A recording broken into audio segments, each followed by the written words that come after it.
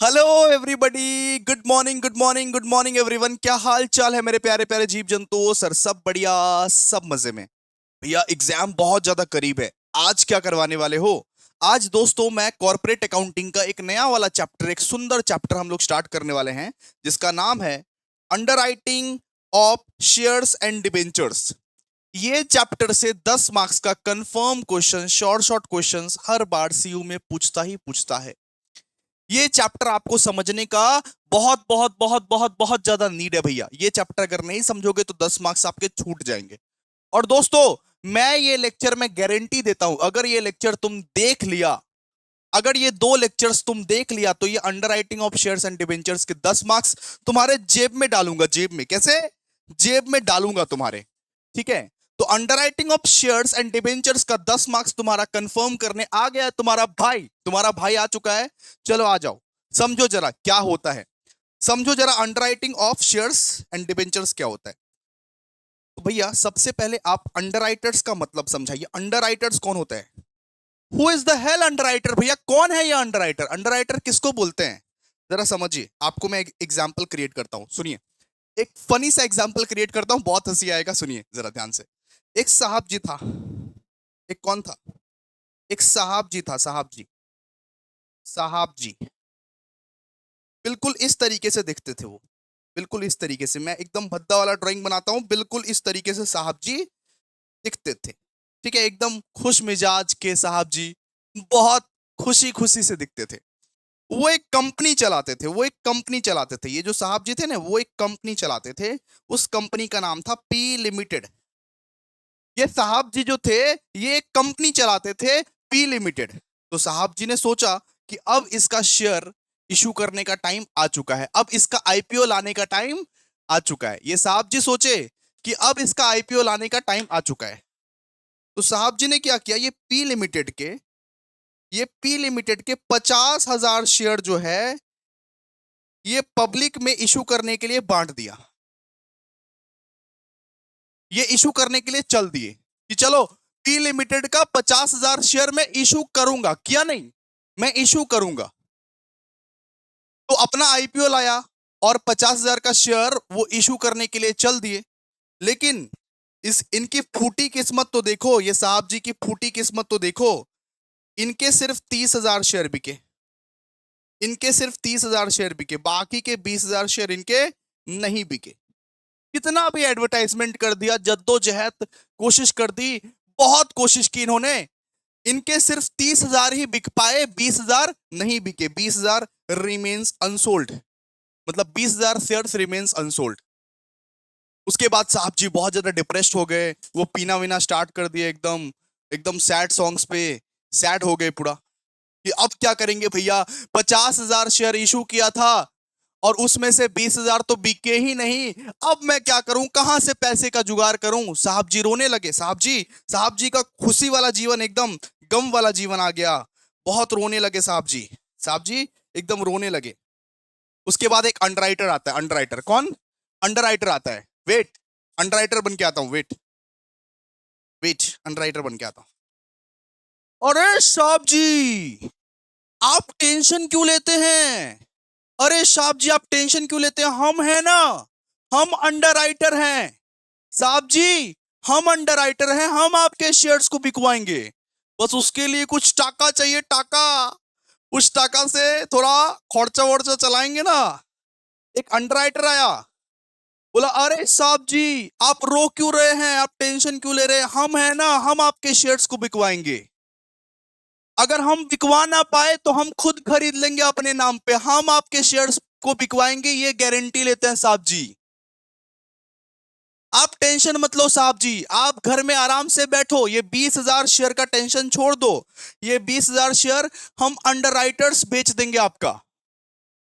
आप बस टाका निकाल के रखो, ये टाका हमारे जेब में डाल के रखो, बस हो गया। बाकी ये 20,000 शेयर्स हम बेच देंगे, आप टेंशन मत लो। तो दोस्तों यही रोल होता है एक अंडरराइटर का। एक अंडरराइटर भगवान बन के आता है। एक अंडरराइटर कंपनी के एक भगवान बन के आता है, जो कुछ कमीशन कमीशन लेके बोलता है कि हम तुम्हारा शेयर्स को बेच देंगे, हम तुम्हारा शेयर्स को मार्केट में बिकवाएंगे। अगर नहीं बिकवा पाए, अगर नहीं बिकवा पाए तो हम खरीद लेंगे वो शेयर्स। अगर अंडरराइटर ये शेयर नहीं बिकवा पाया तो अंडरराइटर खुद खरीद लेगा, अंडरराइटर खुद खरीद लेगा ये शेयर्स। ठीक है, बात समझ में आया? तो एक कंपनी के बहुत सारे अंडरराइटर रहते हैं, अंडरराइटर ए, अंडरराइटर बी, अंडरराइटर सी। हर किसी के नाम पे अलग अलग शेयर्स अलॉट होता है, वो जाके बिकवाएगा, सीधा सा बात है।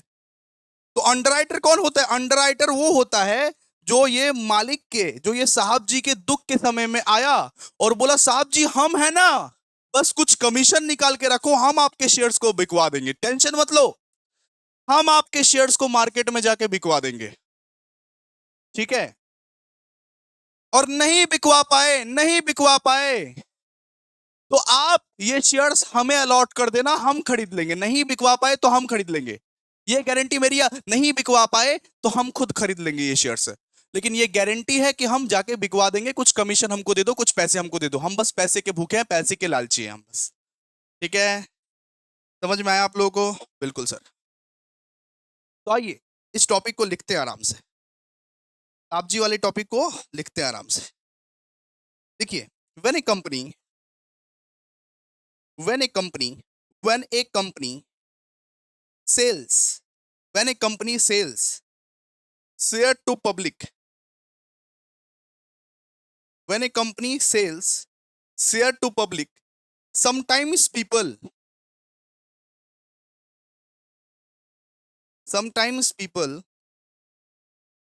may not buy all the shares, may not buy all the shares. वो साहब जी के सारे शेयर्स नहीं बिके, साहब जी बहुत कोशिश किए, लेकिन 50,000 में से सिर्फ 30,000 ही बिके थे। वो कंपनी के, पी लिमिटेड कंपनी के सिर्फ 30,000 शेयर ही बिके थे, बाकी के 20,000 के लिए साहब जी रो रहे थे, साहब जी 20,000 के लिए क्या रो रहे थे। But people may not buy all the shares, all the shares, full stop. फिर कौन आता है उनके जीवन में? अंडरराइटर आता है। लिखिए, to avoid all the losses, to avoid all the losses the company take the company take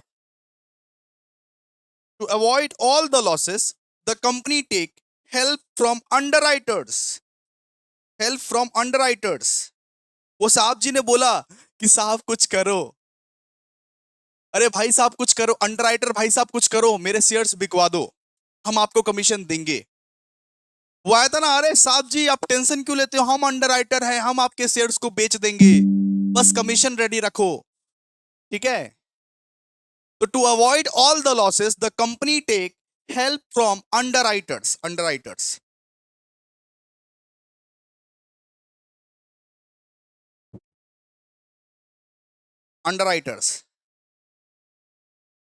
ठीक है, क्लियर है?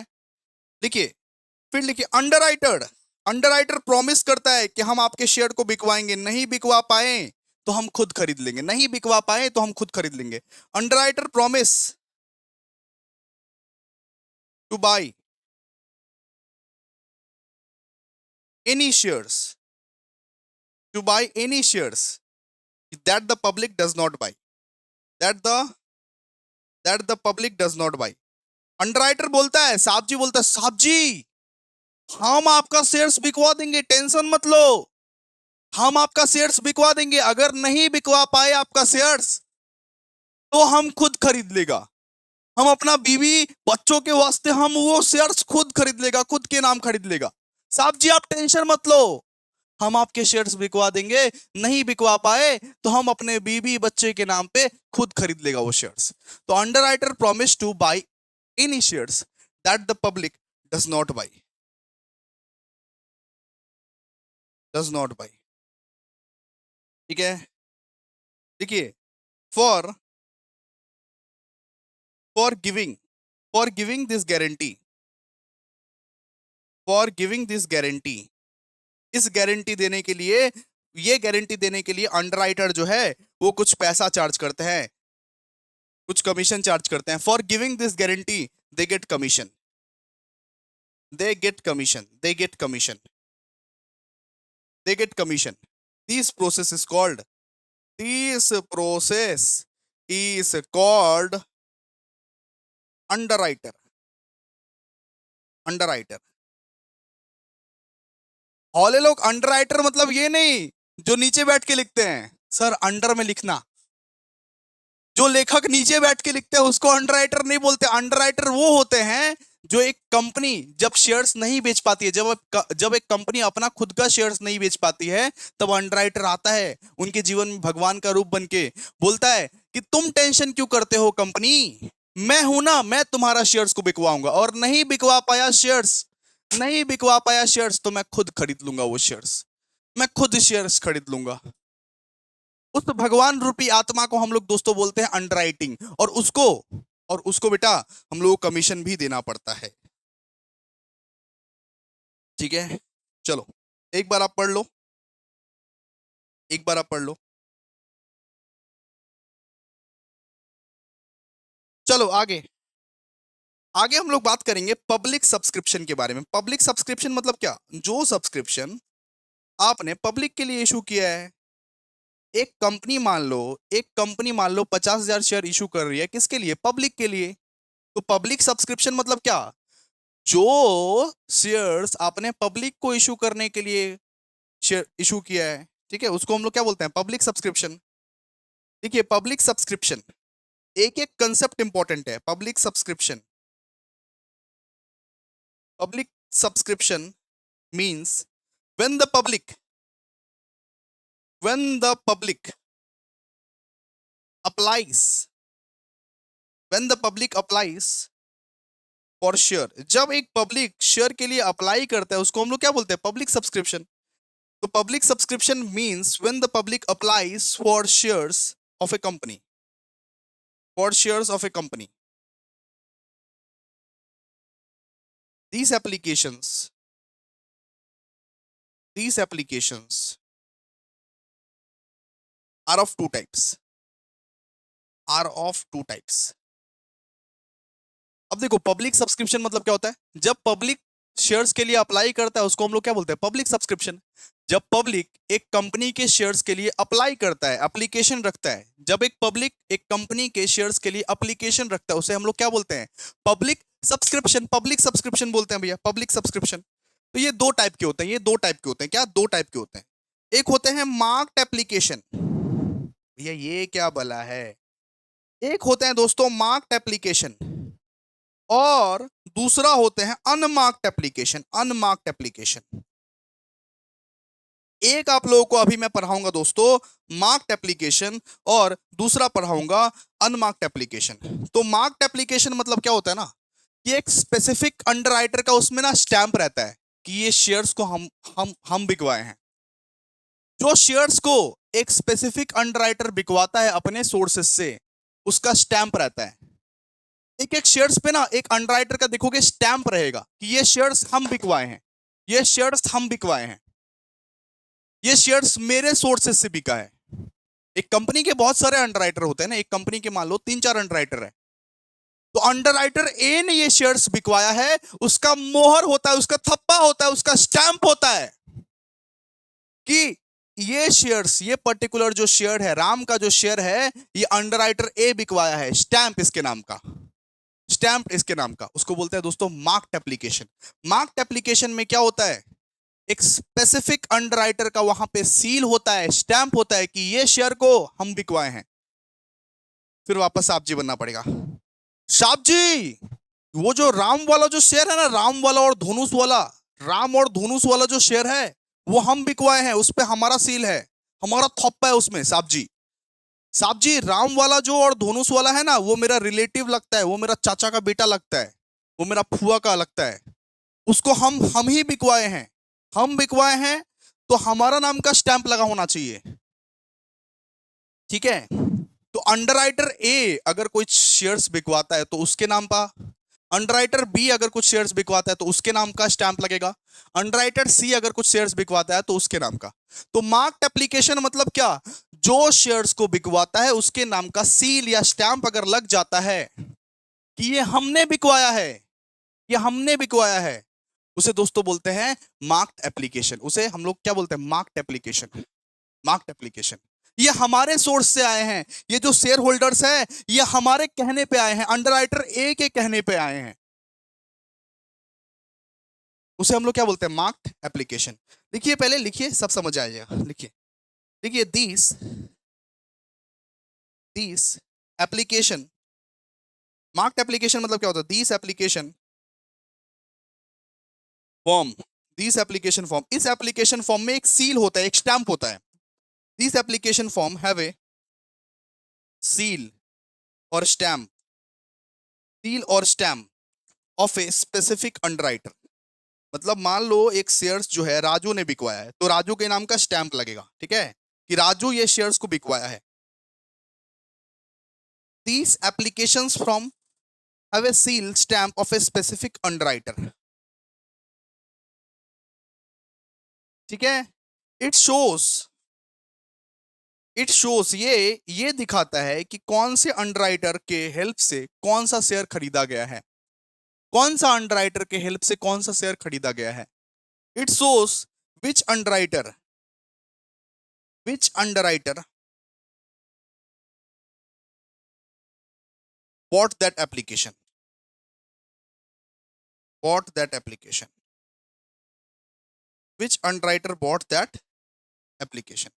उससे ये पता चलता है कि कौन सा अंडरराइटर जो है वो अपने सोर्सेस से खरीदवाया है या खरीदा है वो शेयर्स, उसके नाम का स्टैंप लगा होगा, उसके नाम का स्टैंप लगा होगा। तो क्वेश्चन में कुछ नहीं, क्वेश्चन में जब जब मार्क्ड एप्लीकेशन का अमाउंट रहेगा ना, मार्क्ड एप्लीकेशन, अंडरराइटर ए, अंडरराइटर बी, अंडरराइटर सी, ए को ए के जगह में बिठाना, बी को बी के जगह में बिठाना, सी को सी के जगह में बिठाना, बस जिसका जिसका जो जो अमाउंट रहेगा उस जगह पे बिठा देना, बस बात खत्म।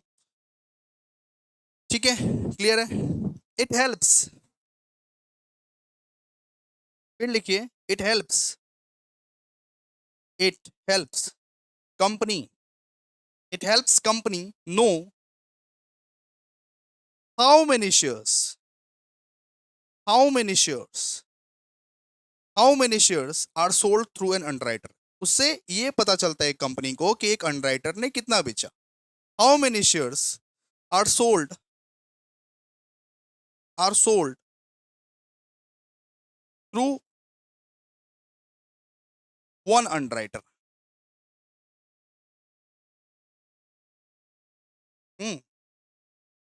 क्लियर है। चलिए, अब अनमार्क्ड एप्लीकेशन के बारे में बात करते हैं, अनमार्क्ड एप्लीकेशन के बारे में। अनमार्क्ड एप्लीकेशन मतलब जो बेसहारा है। अरे टोटल शेयर्स, अनमार्क्ड एप्लीकेशन हम लोग कैसे निकालते हैं, total shares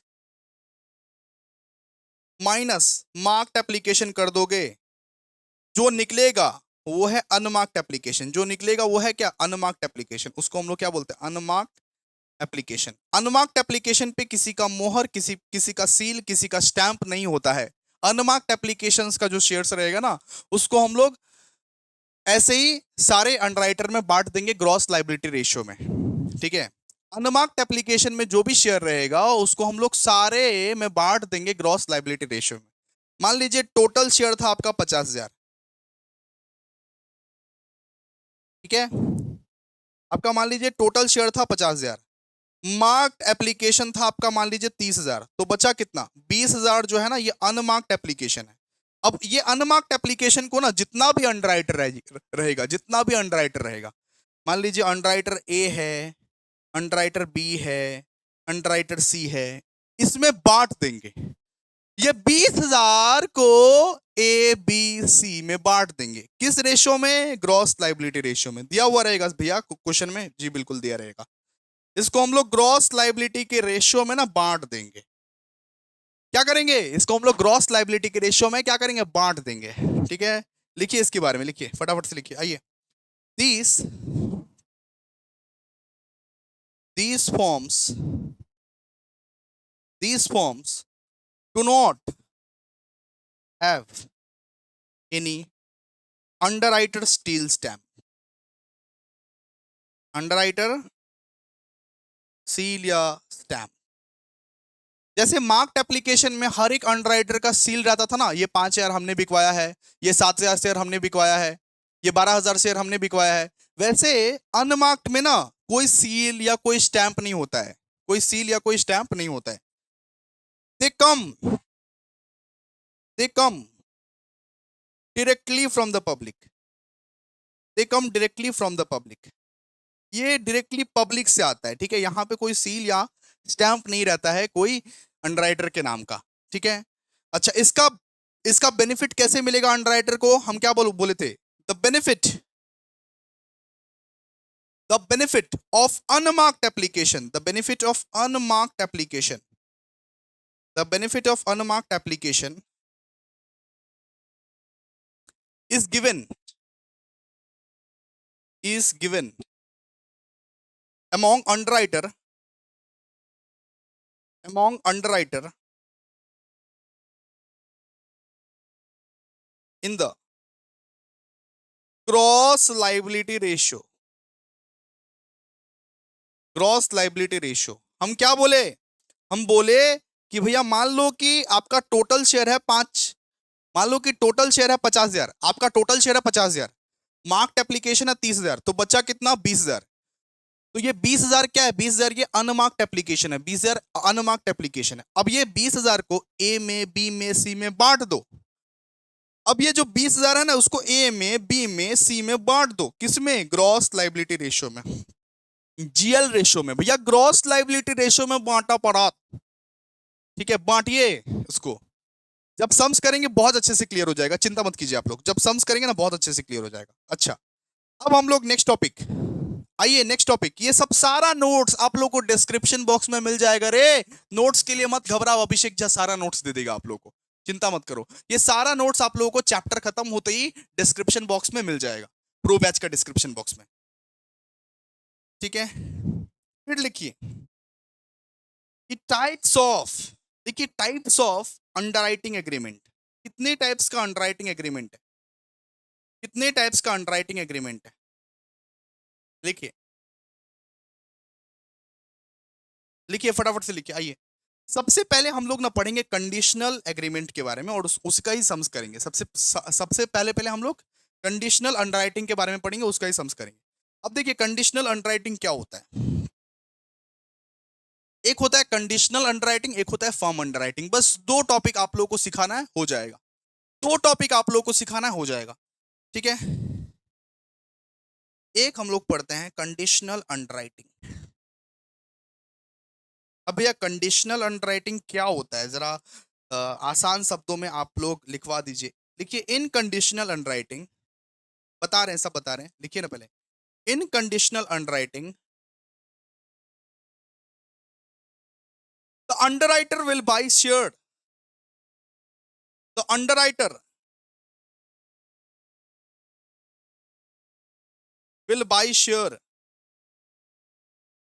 will buy share only if the public does not buy, only if the public does not buy। मैं क्या बोला कि कंडीशनल अंडरराइटिंग में क्या होता है? वो जो आदमी था ना अंडरराइटर, अंडरराइटर तभी शेयर खरीदेगा, अंडरराइटर तभी शेयर खरीदेगा जब पब्लिक नहीं खरीद रहा है।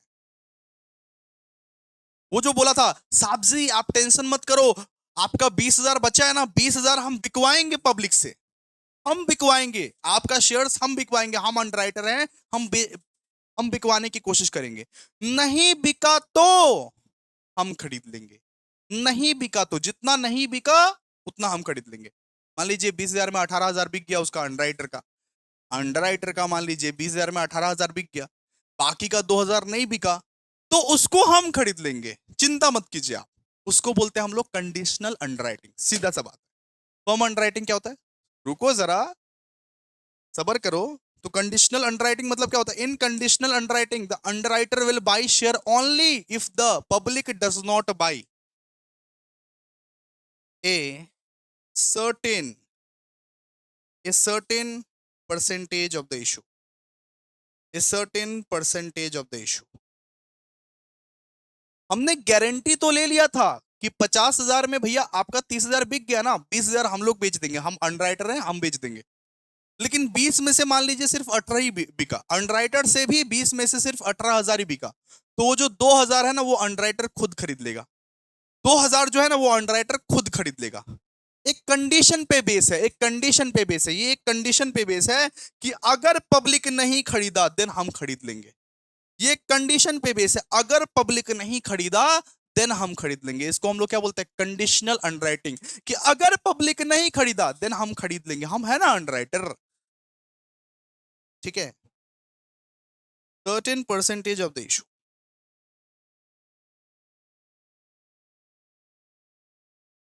ओके, तो भैया कंडीशनल अंडरराइटिंग का फॉर्मेट लिखवाइए आप, फॉर्मेट तो सिखाइए भैया, उसके बाद सम्स करते हैं, उसके बाद फर्म अंडरराइटिंग चालू करेंगे। ठीक है, फर्म अंडरराइटिंग उसके बाद, फर्म अंडरराइटिंग उसके बाद। चलिए सबसे पहले कंडीशनल अंडरराइटिंग सिखा लेते हैं, इजी है। देखिए फॉर्मेट बहुत इजी है, बहुत इजी, बच्चा भी बना लेगा। फॉर्मेट फॉर, सर आप सिखाओ और हमको इजी नहीं लगे, आप सिखाओ, आप सिखाओ भैया, हमको सब इजी लगेगा। Format for conditional underwriting,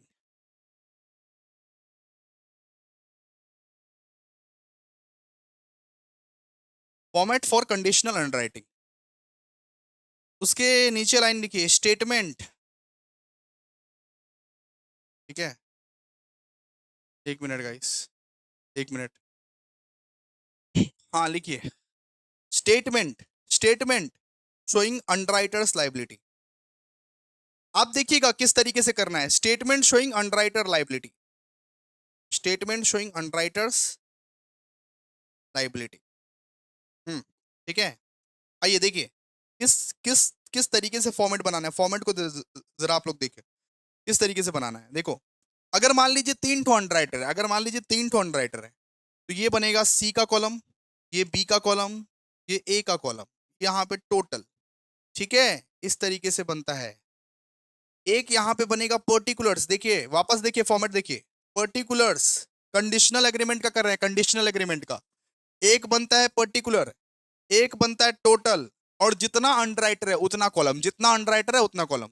A B सी, मान लीजिए 3 ठो अंडरराइटर है तो 3 ठो कॉलम, 3 ठो कॉलम। सबसे पहला पहला चीज क्या लिखेंगे, सबसे पहला पहला चीज ग्रॉस लाइबिलिटी। ग्रॉस लाइबिलिटी मतलब अंडरराइटर कितना शेयर बेचने का वादा किया है, अंडरराइटर जितना शेयर बेचने का वादा करेगा उसको बोलते हैं हम लोग ग्रॉस लाइबिलिटी। ठीक है, अंडरराइटर बोला ना कि साहब जी हम आपका 20,000 शेयर बिकवा देंगे, टेंशन मत लो, साहब जी हम आपका 20,000 शेयर बिकवा देंगे, आप टेंशन मत लो, तो वो जुबान दे दिया ना, वो उसका क्या है, ग्रॉस लाइबिलिटी। ये क्या है, ग्रॉस लाइबिलिटी, बोलो ग्रॉस लाइबिलिटी। ठीक है, तो ग्रॉस लाइबिलिटी, ए का भी कुछ रहेगा बेटा, बी का भी कुछ रहेगा और सी का भी कुछ रहेगा, और टोटल करके यहां पे लिखना। ठीक है, फिर इसमें से हम लोग लेस करते हैं, ग्रॉस लाइबिलिटी से बेटा हम लोग लेस करते हैं मार्क्ड एप्लीकेशन। इसमें से हम लोग क्या लेस करते हैं, मार्क्ड एप्लीकेशन। मार्क्ड एप्लीकेशन दिया हुआ रहेगा क्वेश्चन में, क्वेश्चन में ऑलरेडी दिया हुआ रहेगा, नहीं दिया हुआ रहेगा निकालेंगे, निकालेंगे। तो ए का कुछ रहेगा, बी का कुछ रहेगा, सी का कुछ रहेगा, और यहां पे हम लोग सबका टोटल कर देंगे। ठीक है, फिर लेस करते हैं अनमार्क्ड एप्लीकेशन। इसी में हम लोग लेस करेंगे बेटा जी, अनमार्क्ड एप्लीकेशन। अब भैया अनमार्क्ड एप्लीकेशन किस रेशियो में डिवाइड करना है, ग्रॉस लाइबिलिटी के रेशियो में। ग्रॉस लाइबिलिटी मतलब ये ग्रॉस लाइबिलिटी के रेशियो में आप लोग को डिवाइड करना है। ठीक है, अनमार्क्ड एप्लीकेशन जो भी रहेगा, हम एग्जांपल दिए थे आपको, देखिए अगर मान लीजिए टोटल शेयर 50,000 है, मार्क्ड एप्लीकेशन 30,000 है, तो 20,000 अनमार्क्ड एप्लीकेशन है, इसको ग्रॉस लाइबिलिटी के रेशियो में डिवाइड कर दो, ए बी सी में, जितने भी अंडरराइटर है उसमें। ठीक है, क्लियर है।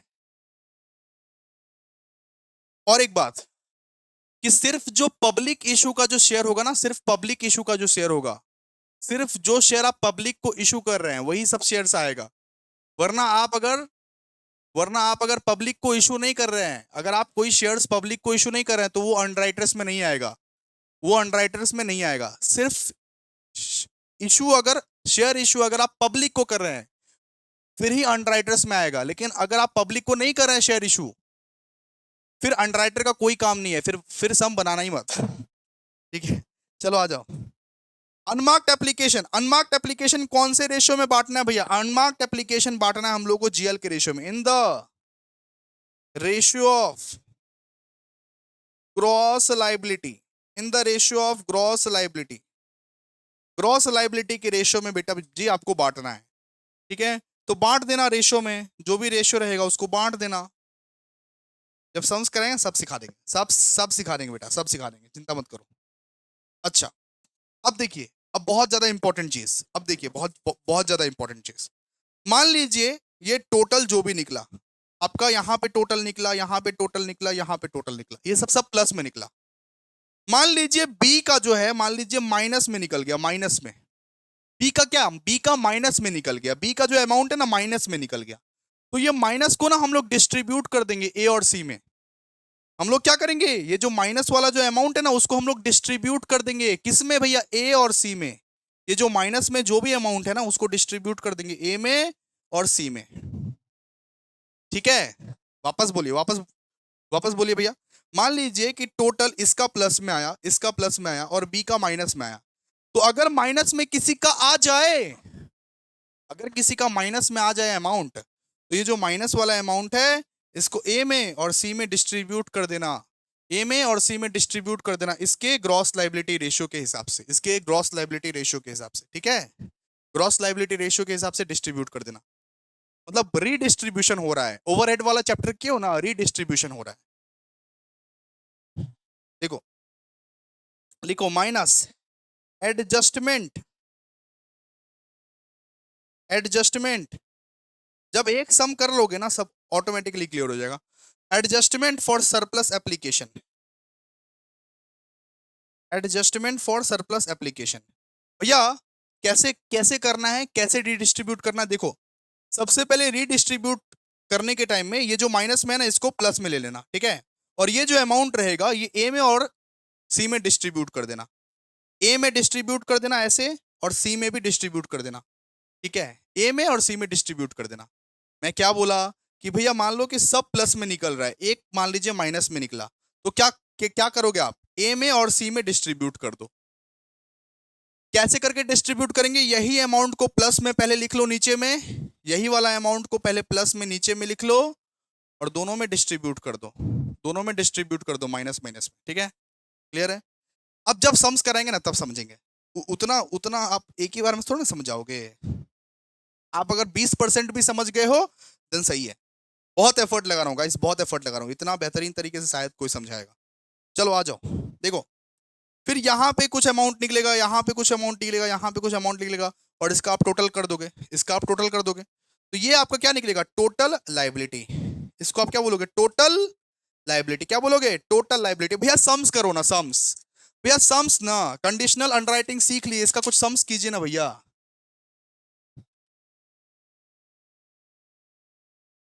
भैया कुछ सम्स कीजिए ना, आइए फटाफट से आइए। ये फॉर्मेट को पहले आप लोग देखिए, ये फॉर्मेट को देखिए, हम सम्स निकालते हैं।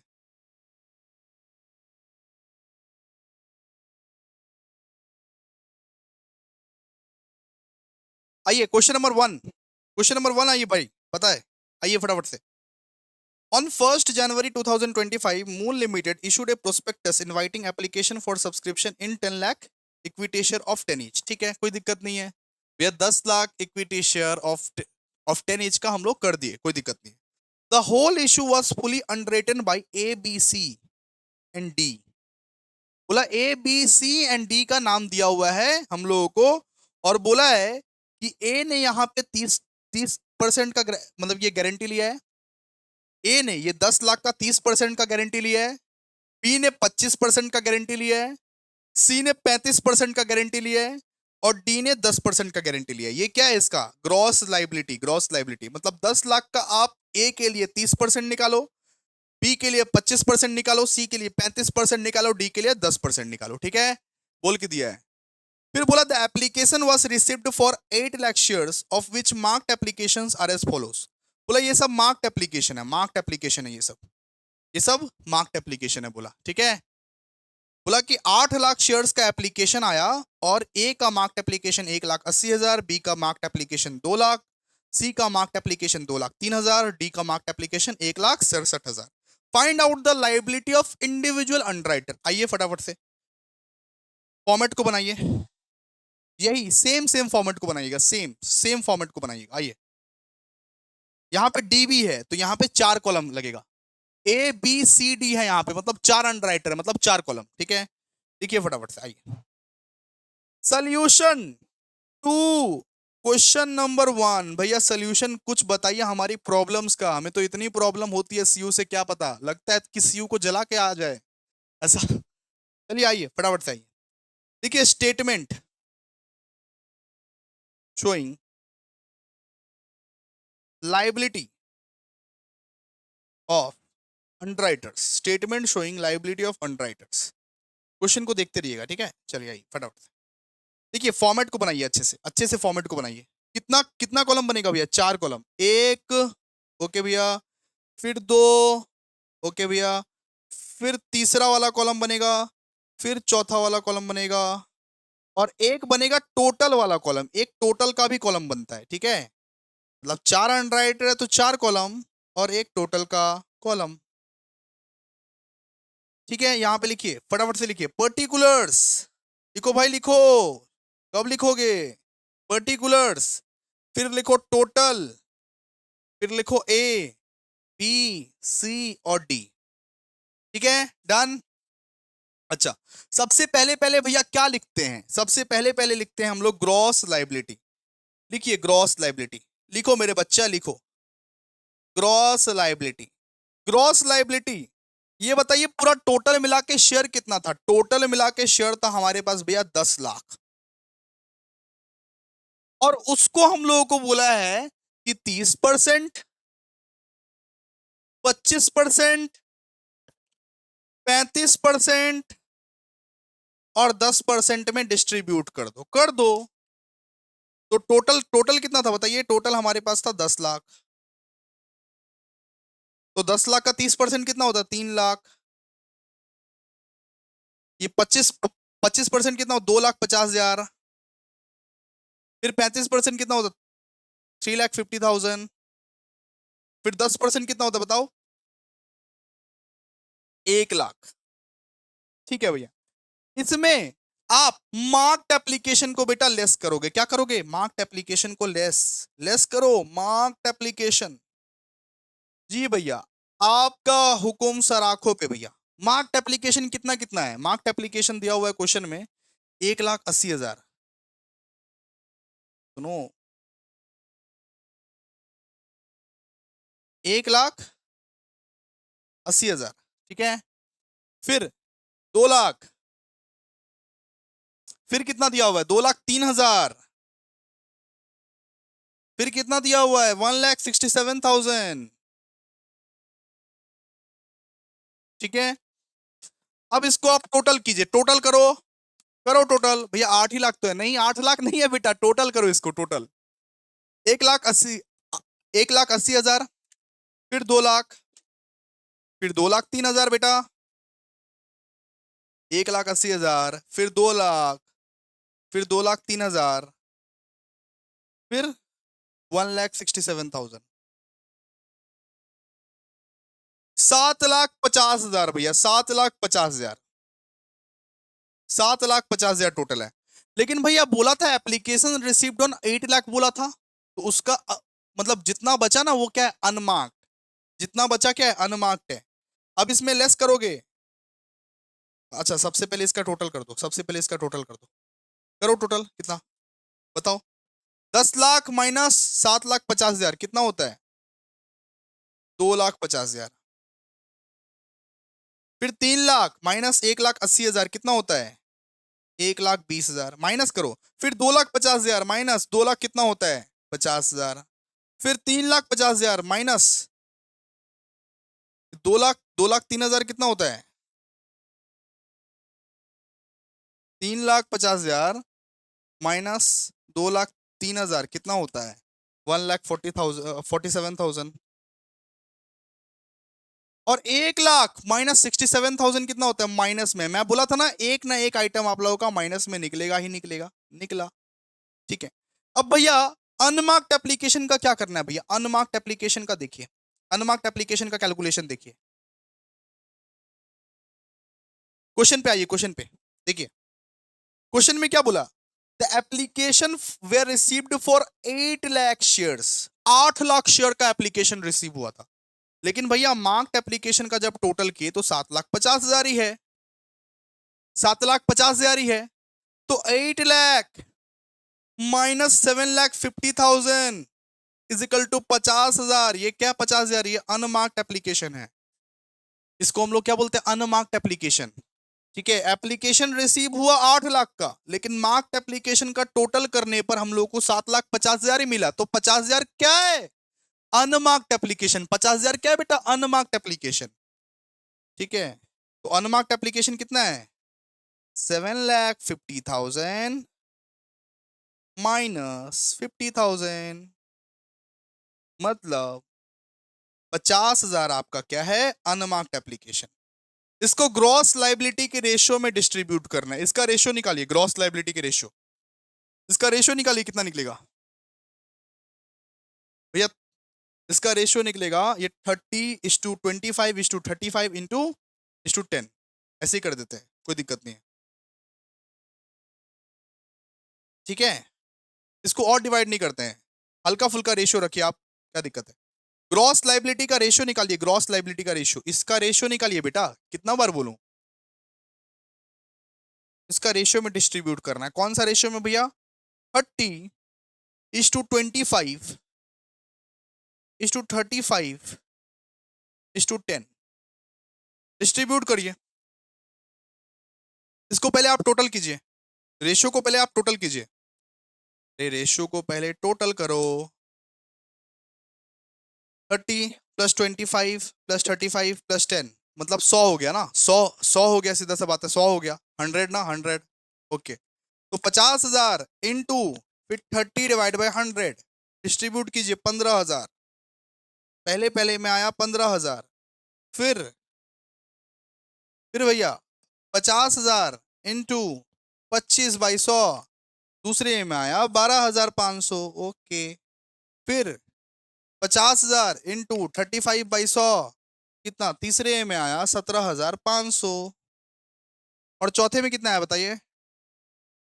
50,000 इंटू 10/100 फिर आया 5,000। और बेटा इन सबको माइनस करना है, इन सबको क्या करना है? माइनस करना है, ये सब माइनस में है, इन सबको भी आपको माइनस ही करना है। ठीक है, करो, बताओ कितना आया, बताओ। तो कोने वाला को कीजिए, कोने वाला का 67,000 माइनस में था, 5,000 भी माइनस में है, मतलब 67,000 माइनस में और 5,000 भी माइनस में, मतलब 72,000 माइनस में। कोने में निकलेगा 72,000 माइनस में। ओके भैया, फिर 1,47,000 प्लस में है और 17,500 माइनस में है, भैया निकलेगा 129,500। ओके, फिर 50,000 -12,500 भैया निकलेगा 37,500। फिर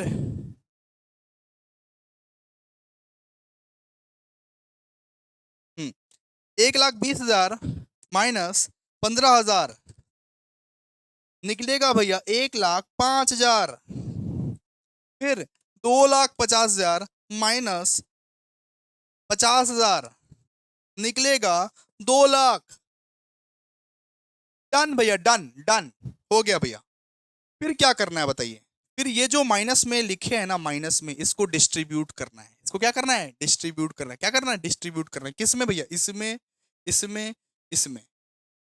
ठीक है, ये जो लिखा हुआ है उसको इसमें, इसमें और इसमें डिस्ट्रीब्यूट कर दीजिए। ये जो 72,000 माइनस में लिखा हुआ है इसको डिस्ट्रीब्यूट कीजिए, डिस्ट्रीब्यूट कीजिए। लेस, लिखिए less adjustment for surplus application, लिखिए एडजस्टमेंट फॉर, अगर कोई माइनस में आ गया तो दूसरे अंडरराइटर्स में डिस्ट्रीब्यूट कर दो। Adjustment for surplus application.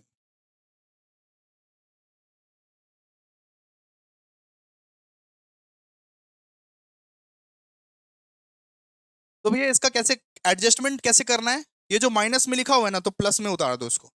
उतारो प्लस में, नीचे करो प्लस में। माइनस में लिखा हुआ है ना, तो प्लस में उतार दो, प्लस में उतार दो बेटा, प्लस में उतार दो। ये माइनस में लिखा हुआ है, माइनस में लिखा हुआ है ना, तो प्लस में उतार दो इसको। ठीक है, और ग्रॉस लाइबिलिटी रेशियो पता करो एबीसी का। एबीसी का ग्रॉस लाइबिलिटी रेशियो क्या था? ABC का ग्रॉस लाइबिलिटी रेशियो था भैया 30:25:35। इस रेशियो में आप डिवाइड कर दो ये 72,000, इस रेशियो में ये 72,000 डिवाइड कर दो। ठीक है, कितना कितना निकलेगा बताइए। इसको पहले टोटल कीजिए, रेशियो को पहले टोटल कीजिए, बताइए। 30+25+35 कितना, 90 ना 72,000 को डिवाइड कीजिए, मतलब डिस्ट्रीब्यूट कीजिए। 72,000 इंटू 30/90 कितना? तो पहले पहले में आएगा भैया 24,000, पहले पहले में आएगा 24,000,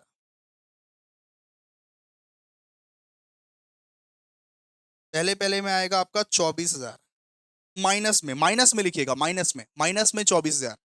दूसरे में 72,000 इंटू 25/90, दूसरे में आएगा 20,000 माइनस में। फिर तीसरा में 72,000 इंटू 35/90, 28,000 माइनस में। ठीक है, डन, क्लियर है। अब इसको टोटल कीजिए, ये टोटल कॉलम में कुछ नहीं आएगा, टोटल कॉलम में कुछ नहीं आएगा, मत लिखना टोटल कॉलम में, ठीक है। देखो क्या करना है, कुछ भी अगर माइनस में आया तो उसको नीचे प्लस में उतार देना और बाकी सब में डिस्ट्रीब्यूट कर देना, वो बाकी सब में डिस्ट्रीब्यूट कर देना वो, ठीक है, बाकी सब में डिस्ट्रीब्यूट कर देना, बात खत्म। ठीक है, चलो तो यहाँ पे टोटल क्या होगा,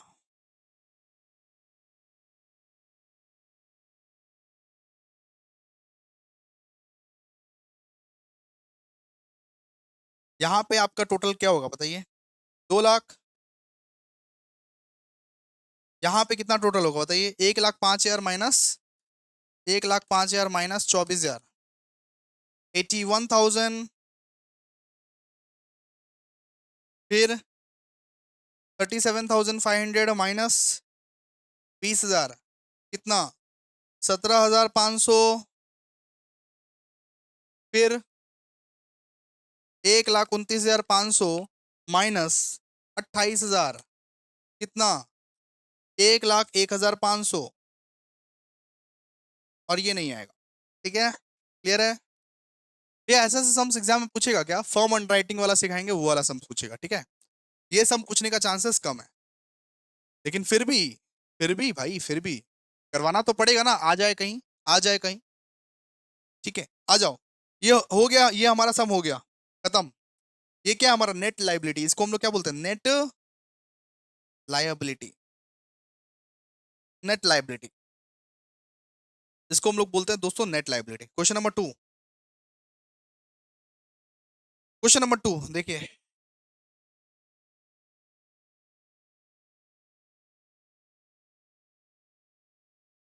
आइए, CS इंटर का क्वेश्चन नंबर 2 देखिए जरा ध्यान से, आइए। A Limited issued 1 lakh equity share. The whole of the issue was underwritten as 40%, 30%, फिर 30%। ठीक है, बोला ग्रॉस लाइबिलिटी कितना होगा, 1 लाख का 40%, फिर 30%, फिर 30%, X का 40%, Y का 30% और Z का 30%। Application for 80,000 shares were received in all, out of which application for 20,000 share had the stamp of X। मतलब मार्क्ड एप्लीकेशन का बात कर रहे हैं, जब जब स्टैम्प का बात करेगा ना, स्टैम्प, थप्पा, मोहर, तब तब मार्क्ड एप्लीकेशन का बात करेगा। बोला बोला कि 80,000 एप्लीकेशन रिसीव हुआ, उसमें से 20,000 का स्टैम्प एक्स में लगा हुआ है, फिर 10,000 का स्टैम्प वाई में लगा हुआ है, 20,000 का स्टैम्प जेड में लगा हुआ है। मतलब भैया 80,000 का एप्लीकेशन रिसीव हुआ बोल रहे हैं, उसमें आप बोल रहे हैं कि एक्स का 10,000 का लगा है स्टैम्प, वाई का 20,000 का लगा है स्टैम्प, और जेड का बोले 20,000 का लगा है स्टैम्प। अभी भी भैया 30,000 बच रहा है, अभी भी 30,000 बच रहा है, मतलब ये क्या, अनमार्क्ड एप्लीकेशन। तो 30,000 जो बच रहा है वो क्या है, unmarked application. The remaining application for 30,000 did not bear any stamp, मतलब 30,000 क्या है, अनमार्क्ड एप्लीकेशन, अनमार्क्ड एप्लीकेशन। फिर देखिए जरा पढ़िए, और रुको रुको रुको, इंपॉर्टेंट है, जरा पढ़ो। So the liability of the underwriter if they get credit for the unmarked application in the ratio of gross liability as reduced by marked application। बोला कि ग्रॉस लाइबिलिटी से रेड्यूस करो मार्क्ड एप्लीकेशन, ग्रॉस लाइबिलिटी से reduce करो marks. हमको हमको बोला क्या, देखिए बोला जीएल है, जीएल से पहले मार्क एप्लीकेशन को रिड्यूस करो, उसके बाद जो अमाउंट निकलता है उसके रेशियो में आप डिवाइड करो अनमार्क्ड एप्लीकेशन।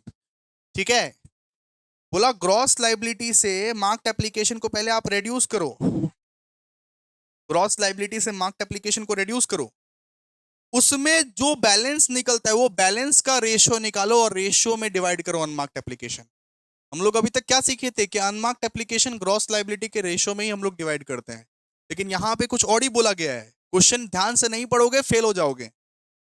बोला ग्रॉस लाइबिलिटी से पहले मार्क्ड एप्लीकेशन को लेस करो, जो बैलेंस बचा, जो बैलेंस बचा उसका रेशियो निकालो अनमार्क्ड एप्लीकेशन के लिए। ठीक है, चलो आओ बनाओ,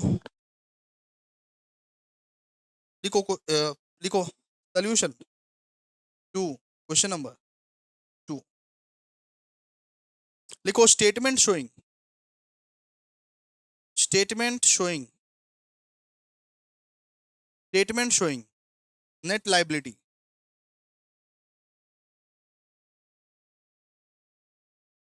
ऑफ अंडरराइटर्स। कितना अंडरराइटर है भैया? तीन है, तो तीन ठो कॉलम और एक टोटल का कॉलम, तीन ठो कॉलम एक टोटल का कॉलम बनाओ, एक, दो, तीन ठो कॉलम और एक बना टोटल का कॉलम। ठीक है, लिखो पर्टिकुलर्स, फर्स्ट लिखो पर्टिकुलर्स, फिर लिखो टोटल, फिर लिखो एक्स वाई जेड। ठीक है, पहले पहले आप लिखो ग्रॉस लाइबिलिटी। ग्रॉस लाइबिलिटी का क्या बोला है? ग्रॉस लाइबिलिटी बोला है कि 1 लाख है आपका, 1 लाख है और परसेंटेज दिया हुआ है, परसेंटेज हम लोग को दिया हुआ है। बोला कि पहले 40% लेना, फिर 30% लेना, फिर 30% लेना। तो 1 लाख का 40% कितना होता है? 40,000। फिर 30% कितना होता है भैया? 30,000। फिर 30% कितना होता है? 30,000। कितना? 1 लाख टोटल था। ठीक है, क्लियर है? फिर उसमें से हम लोग क्या करते हैं? मार्क्ड एप्लीकेशन को भैया लेस करते हैं, मार्क्ड एप्लीकेशन को हम लोग क्या करते हैं? लेस करते हैं। तो मार्क्ड एप्लीकेशन कितना कितना दिया हुआ है बताइए भैया? मार्क्ड एप्लीकेशन दिया हुआ है 20,000 एक्स का, वाई का दिया हुआ है 10,000, जेड का दिया हुआ है आप लोगों का 20,000, मार्क्ड एप्लीकेशन ये सब दिया हुआ है। अच्छा, तो टोटल करने पर कितना आता है? 50,000। अब इसका बैलेंस निकालिए, अब इसका बैलेंस निकालिए, बैलेंस निकालिए फटाफट से। इसका निकलेगा भैया 10,000, इसका निकलेगा 20,000, इसका निकलेगा 20,000, इसका निकलेगा 50,000। अब ये रेशियो में हम लोगों को अनमार्क्ड एप्लीकेशन को बांटना है। ये रेशियो में, कौन सा रेशियो में? ये वाला रेशियो में। क्वेश्चन ही बोला हुआ है हम लोग को, क्वेश्चन बोला है ये रेशियो में बांटो, ये वाला जो रेशियो है ना, ये रेशियो में बांटो। ठीक है, तो इसका हम लोग नाम क्या देंगे? इसका हम लोग नाम देंगे gross liability less marked application, marked application. बोला इस रेशियो में, बोला ये जो रेशियो है इसमें बांटो अभी तुम। ठीक है, क्लियर है? ओके, ठीक है, लेस कीजिए फिर unmarked application, unmarked application, unmarked application कितना है? 30,000। इसका रेशियो निकालिए, इसका रेशियो कितना निकलेगा? 2:2:1, मतलब भैया 30,000 को 2:2:1 में बांटना है, 2:2:1 में बांटना है। तो 30,000 इंटू 2/5, तो 12,000, 12,000, और यहां पे क्या जाएगा? यहां पे 6,000। मतलब हम लोगों को अनमार्क्ड में क्या करना पड़ा भैया? 30,000 को हम लोगों को 2:2:1 में हम लोगों को बांटना पड़ा। ठीक है, निकालिए फटाफट से बेटा, और क्या करना है? निकालिए ना, निकालो ना, इतना इजी इजी सम। 4,000, यहाँ पे 8,000, यहाँ पे 8,000, यहाँ पे 20,000। डन। ये क्या है आपका बेटा? क्या है? Net liability. ये दोस्तों है नेट लाइबिलिटी। ठीक है, चलिए, क्लियर।